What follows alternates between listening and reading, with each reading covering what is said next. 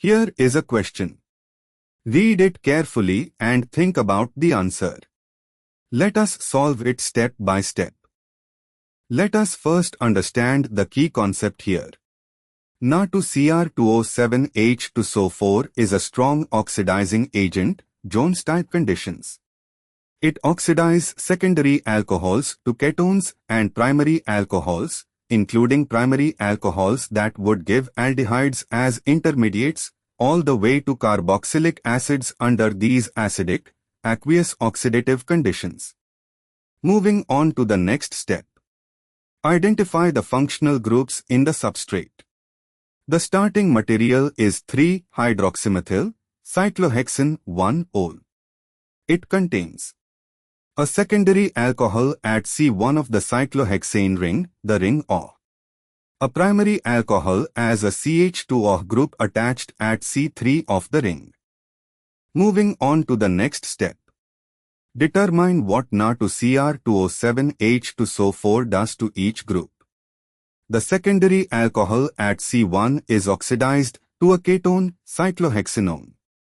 The primary alcohol, CH2O, is oxidized first to an aldehyde, ChO, then further oxidized to a carboxylic acid, ChO, under the strongly oxidizing aqueous acidic conditions of Na2Cr2O7H2SO4.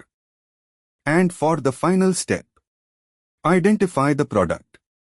The product is a cyclohexanone ring with a ChO group directly attached at C3, which corresponds to option A3, carboxyl, cyclohexane 1-1, cyclohexanone ring with ChO at C3. Why other options fail? Option B would require oxidation of secondary alcohol to ketone but only oxidation of primary alcohol to aldehyde, not further.